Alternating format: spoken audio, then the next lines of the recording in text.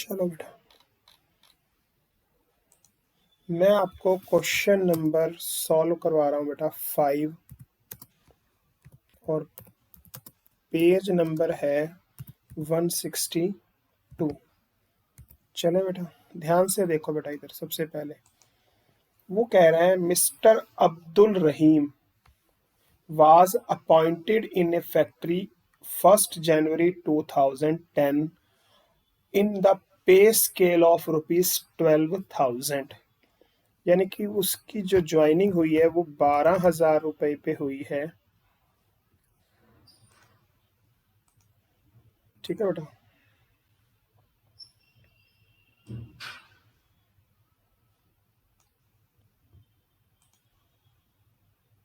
और हर साल का जो उसका इंक्रीमेंट है वो 1,000 है। तो यहाँ 13,000, 14,000, 15, 16, 17, 18, 19, 20, 21,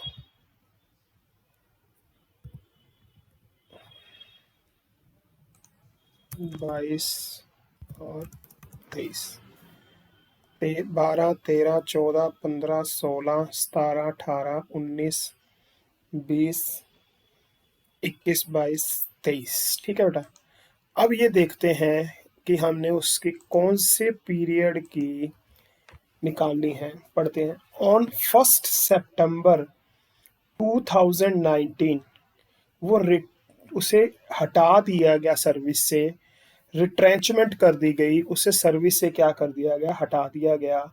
और उसे जो कंपनसेशन मिला वो 2 लाख रुपए मिला। तो बेटा बिल्कुल लास्ट लाइन पहले पढ़ते हैं।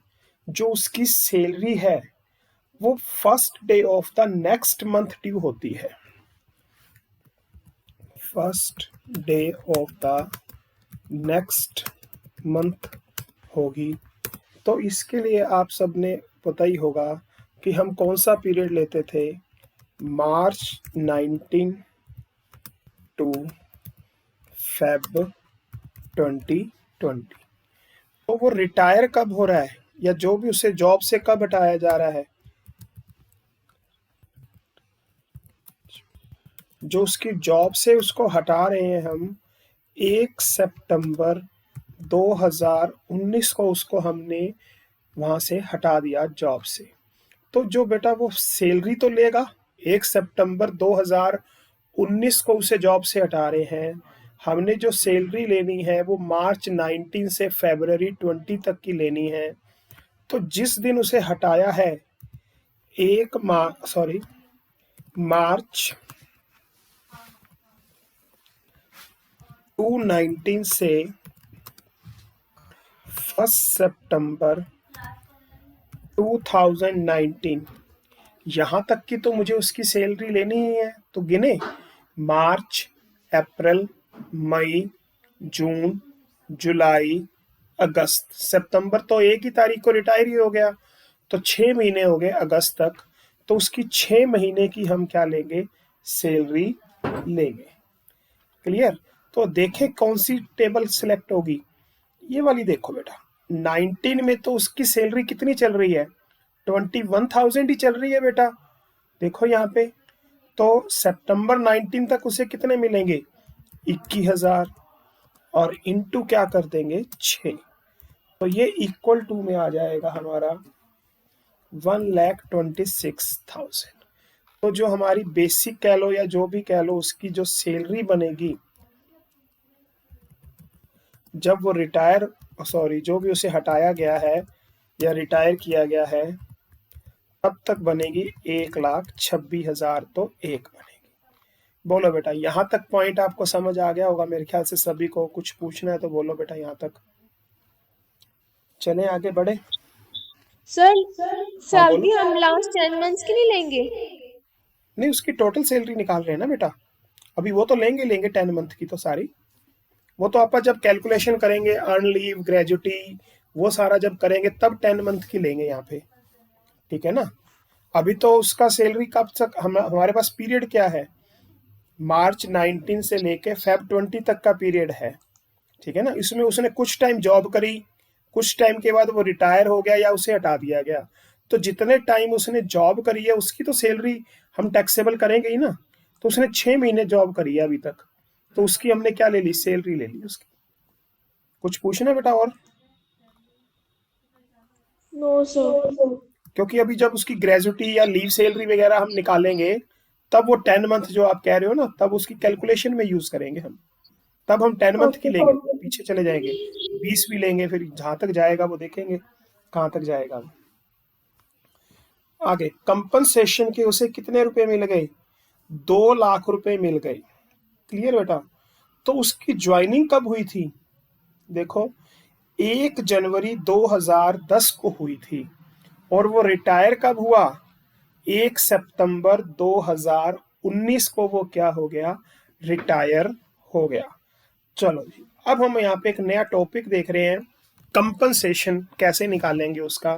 ध्यान से देखना बेटा, ये विद एग्जांपल इसलिए समझा रहा हूँ कि आपको वैसे समझ नहीं आना था। तो पॉइंट नंबर 1 जो हमारा वर्किंग नोट है, वो कंपनसेशन किसका मिल रहा है, रिट्रेंचमेंट का। तो कंपनसेशन जो मुझे रिट्रेंचमेंट का मिला है, कितना मिला है, कंपनसेशन मुझे मिला है 2 लाख रुपए मिला है। इसमें से अब हमने ये देखना है कि कितना एग्जम्प्ट होता है। तो बेटा जब ये कंपनसेशन देखेंगे हम, तो इसमें 3 पॉइंट देखने हैं मुझे। एक तो एक्चुअल अमाउंट कितनी है, 2 लाख। जो मुझे सेकंड पॉइंट इसमें देखना है, वो देखना है 5 लाख, फिक्स है। तो मैक्सिमम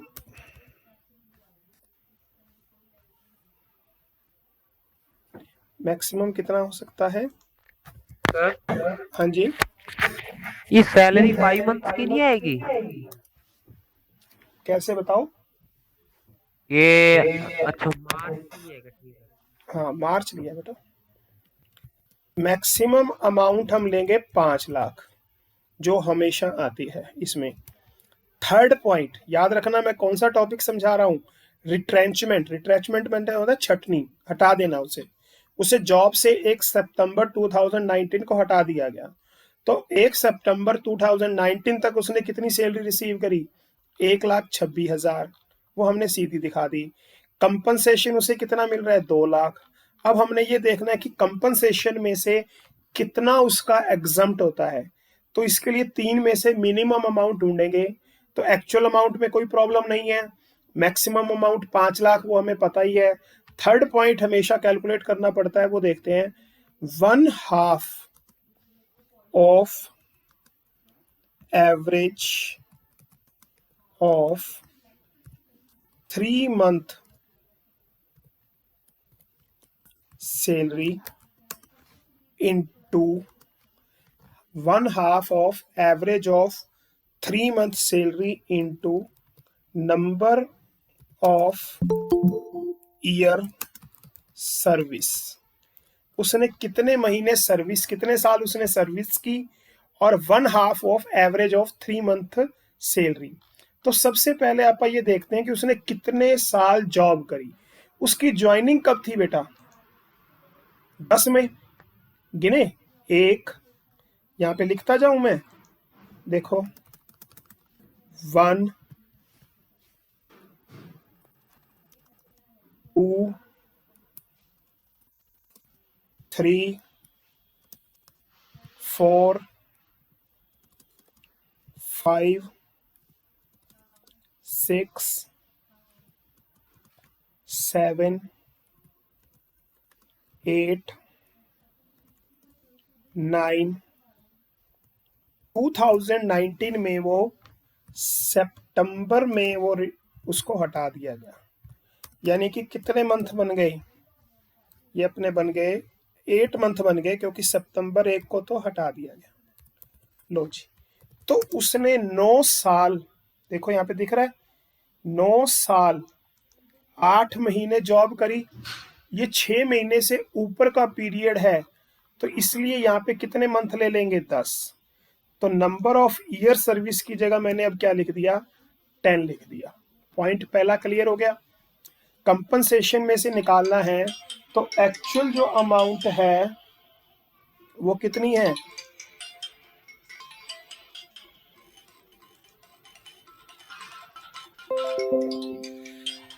जो एक्चुअल अमाउंट उसकी है बेटा, ध्यान से देखो, कंपनसेशन की 2 लाख है। मैक्सिमम अमाउंट कितनी है? 5 लाख है। 1/2 of the salary of average 3 month, और जितने साल उसने जॉब करी वो हमने यहाँ पे निकाल के देखा। 9 मंथ एक आ गए, 9 ईयर एक आ गए, 8 मंथ एक आ गए, 6 महीने से ज्यादा है, पार्ट है, तो भी हम उससे पूरा मान लेंगे, तो 10 साल हो गए। अब मुझे 3 मंथ की क्या निकालनी है? सैलरी निकालनी है। तो बेटा हर महीने की सैलरी अभी तो निकाल के हटे यहाँ पर, कितनी है? 21,000। 6 महीने की अपन ने कितनी निकाली है? 21, 21, 21, 21। बट यहाँ पे अगर 3 महीने की लेनी है तो वो भी कितनी बन जाएगी? 21,000 ही बन जाएगी मेरी। लो जी, तो 21,000 इंटू 3 इक्वल में 63,000। उसका एवरेज अगर हम करेंगे 3, तो इक्वल में फिर से कितना आ जाएगा? 21। और इसको हाफ करना है तो अपॉन में 2, कितना आ गया? 1, 10,500। देखो पहले 3 मंथ की सैलरी ली मैंने, कितनी है? 1 महीने की 21,000 है, 3 महीने की 63 हो गई। फिर उसका क्या करना था? एवरेज। तो 3 से डिवाइड कर दिया तो एवरेज आ गया। फिर उसका क्या करना था? हाफ। फिर मैंने उसका हाफ कर दिया। तो इसकी जगह मैं क्या पॉइंट पुट करूंगा अब? 10,500। तो अब जो हमारे पास अमाउंट आएगी वो आ जाएगी 1,05,000।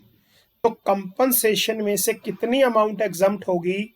1,05,000 जो अमाउंट है वो मेरी एग्जम्प्ट हो जाएगी। इसका मतलब मैं इसमें से 1,05,000 लेस कर दूंगा, मेरा आंसर आ जाएगा 95,000।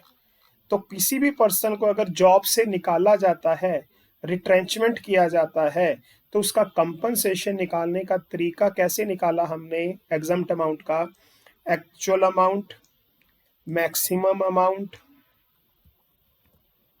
और बाकी मैंने आपको अभी 3 मंथ की कैलकुलेशन करके दिखाई है, उसके अकॉर्डिंग 10,500। तो मेरे ख्याल से ये 95,000 आप सबको समझ आ गया होगा। किसी को कुछ पूछना है तो बताओ बेटा। क्लियर? चलो जी, अगला पॉइंट कहता है ही रिसीव्ड आल्सो ग्रेजुटी 1,50,000। लो जी, उसने 1,50,000 रुपए की क्या रिसीव करी? ग्रेजुटी भी रिसीव की। अब ये देखते हैं कि वो under the payment of gratuity act 1972, वो ग्रेजुटी एक्ट के अंदर भी आ रहा है। तो इसके लिए हम थोड़ा सा बैक चलते हैं और देखते हैं कौन सा रूल हम फॉलो करें ग्रेजुटी एक्ट के लिए। याद है? ये वाला लगेगा, कवर्ड अंडर ग्रेजुटी एक्ट। लो जी, इसको आप फॉलो करते हैं।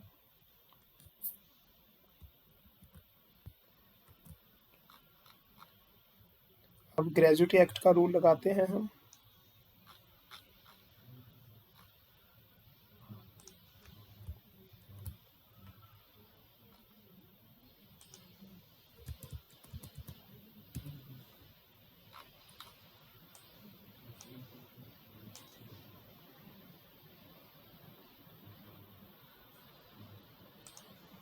चलो जी, कह रहा है कि वो ग्रेजुटी एक्ट के अंदर कवर हो रहा है। तो हमारे पास जो ऑप्शन आएगा, क्या क्या ऑप्शन आते हैं? फर्स्ट पॉइंट तो आता है 20 लाख। ये लो जी, मैंने 20 लाख लिख दिया। Second, actual amount 1,50,000। प्रॉब्लम हमेशा कौन सी चीज कर रही है? थर्ड पॉइंट, मुझे क्या निकालना है? 15 day salary into number of year service. अगर वो 6 महीने से ज्यादा है तो उसे हमने क्या ट्रीट करना है? फुल ईयर ट्रीट करना है। तो करें बेटा। तो अभी अपन ने ईयर्स निकाल के देखे थे, क्या तरीका लगेगा देखें, पढ़े नीचे। लो जी, कैलकुलेशन करें अब हम थर्ड पॉइंट की। 15 डे सैलरी का मतलब क्या है? जो लास्ट मंथ की बेसिक सैलरी है, अभी पता चला था 21,000 है, अभी निकाल के हटे हैं। लास्ट मंथ में उसने कितने विड्रॉ किए थे? 21,000। ये देखो यहाँ पे निकाला था अपन ने। तो लास्ट मंथ में कितना था? 21,000 प्लस डीए या डीपी कुछ है ही नहीं। अब इनटू किससे करना है? 15/26 से। इनटू किससे करना है? 15/26। तो इसको अगर हम सॉल्व करते हैं, 21,000 इंटू 15 अपॉन में 26, ये समथिंग आ जाएगा 12,115। 12,115।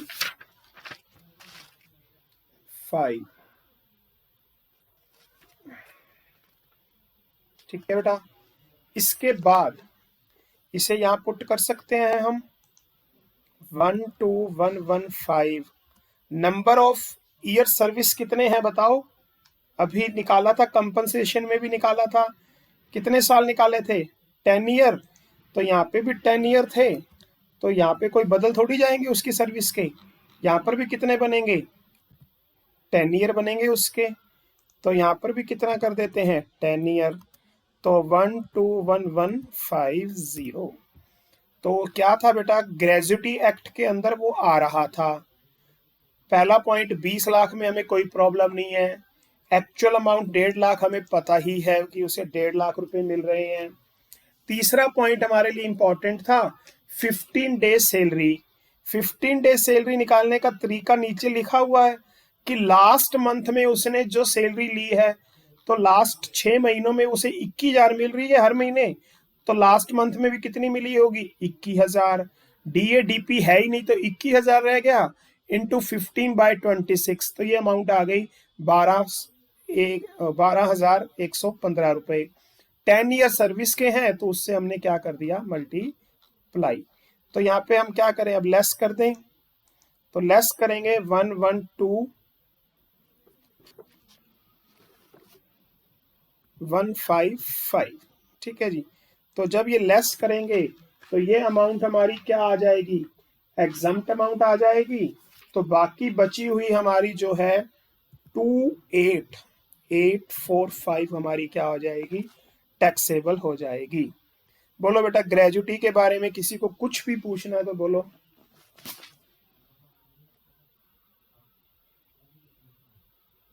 चले, चलो जी, बड़े बढ़िया क्वेश्चन था हमारे लिए। ये 2 पॉइंट हमें क्लियर कर गया। तीसरा पॉइंट अब ये क्लियर करने जा रहा है। He was entitled to avail earned leave of 30 day each year. वो 30 दिन के हिसाब से अर्न लीव लेने का भी वो एंटाइटल है। तो ये हमने कल पढ़ा ही था कि 1 साल की मैक्सिमम कितनी लीव्स अलाउड होती हैं? 30 डेज, यानी कि 1 मंथ की। और at the time of termination of his service he was also paid 1,68,000 for 8 months. चलो जी, अब हम डिस्कस करते हैं अर्नड लीव। 2 पॉइंट हम डिस्कस कर चुके हैं ग्रेजुटी। अब हमारी बारी आती है अर्नड लीव पे। लो जी, अर्नड लीव में क्या है बेटा? उसे अलाउड लीव कितनी है? उसे अलाउड लीव है 30 डेज पर ईयर। इसे हम 1 मंथ भी बोल सकते हैं। चलो जी, पहला पॉइंट हमें क्लियर हो गया। अब वो डिमांड कितने की कर रहा है? वो डिमांड मुझसे कर रहा है 8 मंथ की। ठीक है।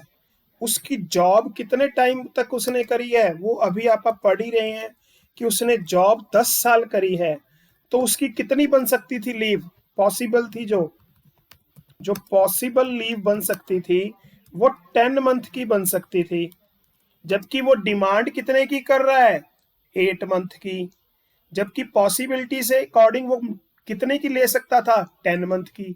तो इसका मतलब जो वो डिमांड कर रहा है 8 मंथ की, वो उसे हम क्या कर देंगे, अलाउड कर देंगे। ठीक है, तो ये अलाउड है, इसमें से कोई भी कम ज्यादा करने की मुझे जरूरत नहीं है।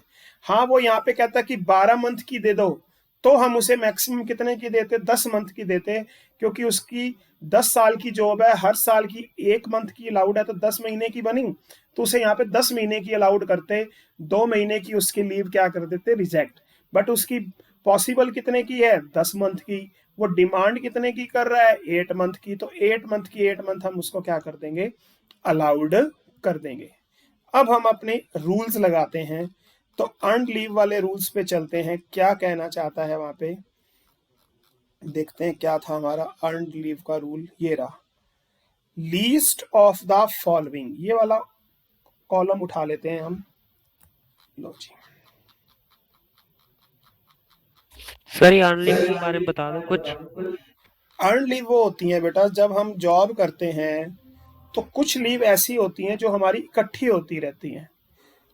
हमारा एम्प्लॉयर कहता है कि अगर आप ये लीव लेना चाहो तो ले सकते हो, अगर आप ये लीव नहीं लोगे तो इसके लास्ट में आपको पेमेंट मिल जाएगी एक्स्ट्रा, उसे हम बोलते हैं अर्नड लीव, यानी कि जिसके हमें पैसे मिल जाएंगे उसे हम बोलते हैं अर्नड लीव। क्लियर है अब? चलो जी, तो अब 1 बाय 1 इसको सॉल्व करने की ट्राई करते हैं हम। एक एक ऑप्शन उठाएंगे, क्या कहता है, देखो जी, least of the following is exempt. पहले तो मैं यहाँ पे अमाउंट लिख देता हूं, अर्नड लीव के मुझे कितने रुपए मिल रहे हैं, 1,68,000 रुपए मिल रहे हैं, जिसमें से देखेंगे कि कितने एग्जम्प्ट होते हैं। तो पहला है 3 लाख, लो जी, पहला पॉइंट मैंने लिख दिया 3 लाख। सेकंड पॉइंट हमारा एक्चुअल अमाउंट का ही आता है 1,68,000। थर्ड क्या है, 10 मंथ की एवरेज सैलरी, यहां फंसेंगे हम, 10 मंथ की सैलरी, सॉरी एवरेज नहीं, गलत लिख दिया वर्ड मैंने यहाँ पे, 10 मंथ की क्या लिखनी है हमने, सैलरी लिखनी है यहाँ पर। अब देखते हैं 10 मंथ की सैलरी, पीछे पूरा चार्ट है हमारे पास, अगर मैं उसके 10 मंथ कैलकुलेट करूं तो बेटा वो 1 सितंबर को क्या हो रहा है, वो रिटायर हो रहा है। ठीक है, 1 सितंबर को रिटायर हो रहा है, तो उससे पीछे के अगर मैं 10 मंथ कैलकुलेट करने जाऊं, रिटायर कब हो रहा है, 1 सितंबर को, तो अगर मैं उसके लास्ट 10 मंथ अगर मैं कैलकुलेट करना चाहूं तो कैलकुलेट करते हैं, देखिए कैसे निकलेंगे, लो जी,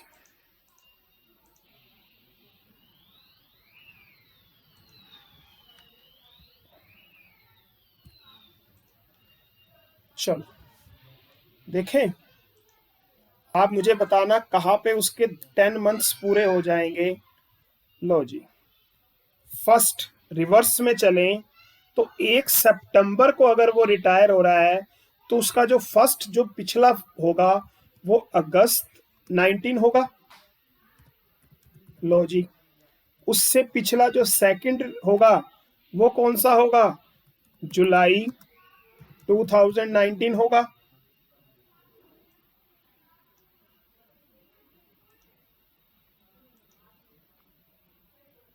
ठीक है जी, पिछला थर्ड कौन सा होगा, रिवर्स जा रहे हैं, जून 2019 होगा।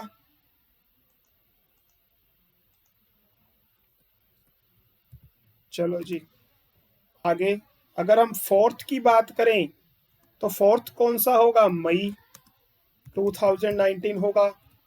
फिफ्थ मंथ कौन सा होगा उसका, अप्रैल 2019 होगा।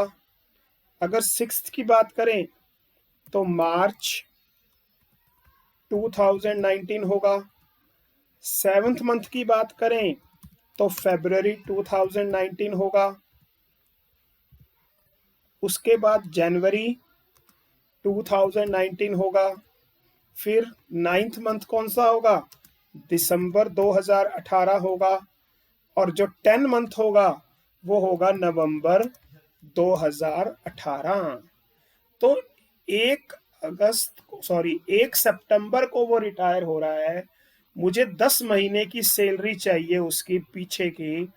तो 10 महीने की सैलरी के लिए पीछे 10 महीने चलेंगे, जो कि नवंबर 18 में पूरे हो जाएंगे। कब पूरे हो जाएंगे? नवंबर 18 में। तो ये 10 महीने की सैलरी चाहिए मुझे। तो यहाँ पे मैं सैलरी लिखने की ट्राई करता हूं। ध्यान से देखना बेटा प्लीज। ये देखो, जनवरी 19 तक उसकी सैलरी कितनी है? 21,000। तो जनवरी 19 तक उसकी सैलरी कितनी रखें? 21,000 रखें। लो जी, मैं यहाँ पुट कर देता हूं 21,000, 21,000, 21,000, 21,000, 21,000, 21,000, 21,000 और 21,000। उसके बाद जनवरी पूरी 18 साल में, 18वें ईयर में उसकी सैलरी कितनी जा रही है? 20,000। तो जो लास्ट के 2 मंथ हैं हमारे, उनमें सैलरी कितनी जाएगी? 20। और फिर कितनी जाएगी? 20। तो उसकी लास्ट 10 मंथ की जो सैलरी है, उसमें से 2 महीने की सैलरी तो उसकी 2020 हो जाएगी।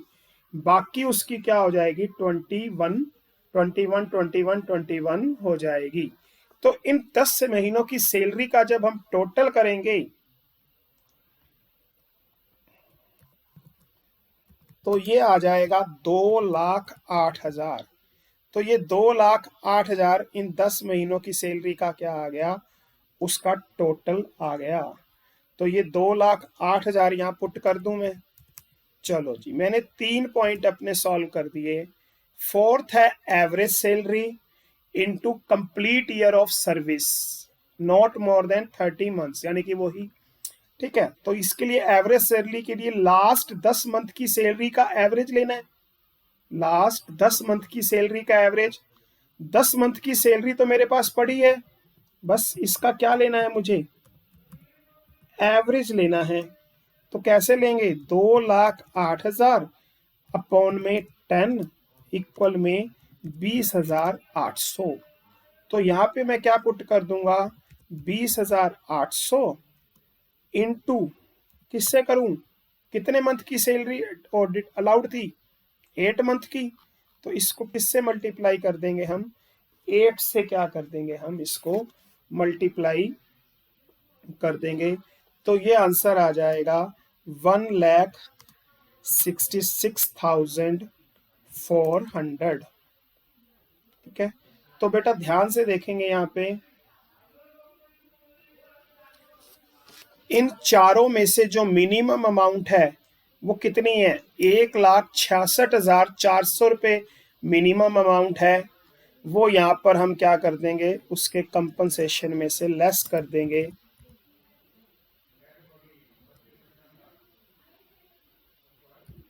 ठीक है, तो बाकी 1,600 रुपये इसके क्या हो जाएंगे?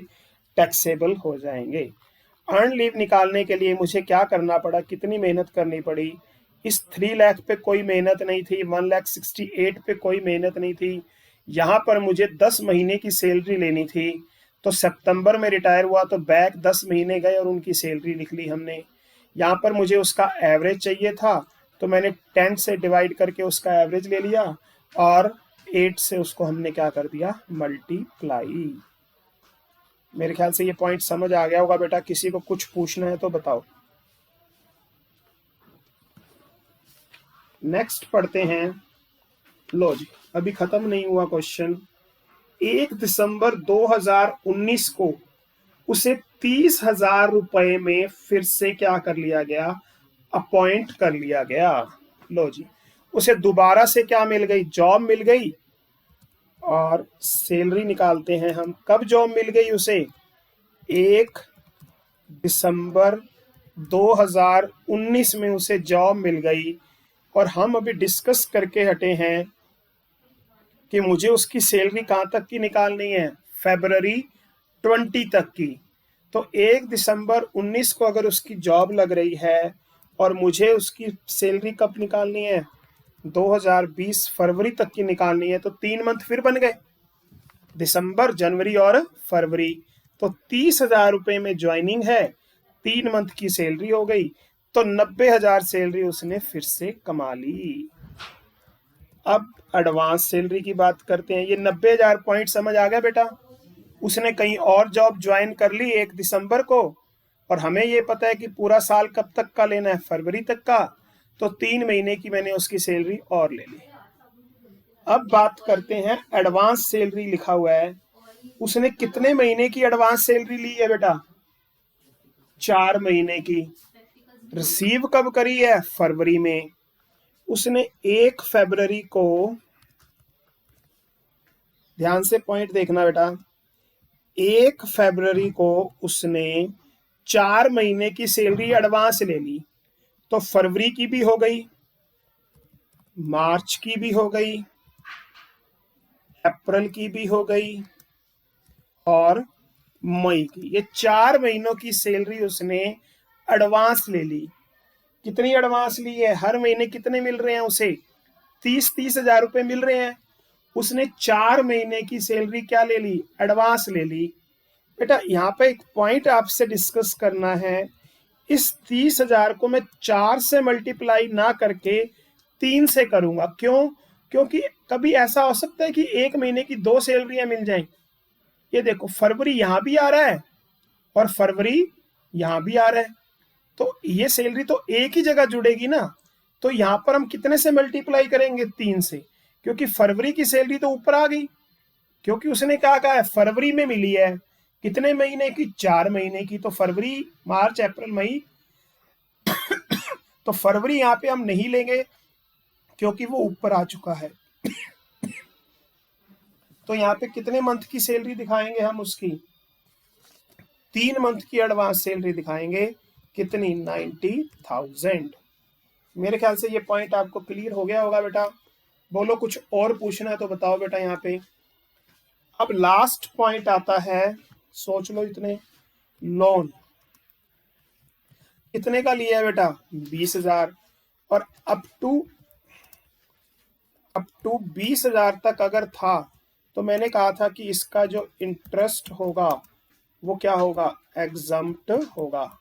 हाँ, 20,000 से ज्यादा होता तो इसका इंटरेस्ट निकाल के हम यहाँ पे क्या करते? शो करते। तो आपका ये क्वेश्चन यहाँ पे पूरा होता है बेटा। इसका टोटल करके इसमें से 50,000 रुपये स्टैंडर्ड डिडक्शन घटा देना, आपका आंसर आ जाएगा। बोलो बेटा, इस क्वेश्चन में कुछ पूछना है तो बताओ।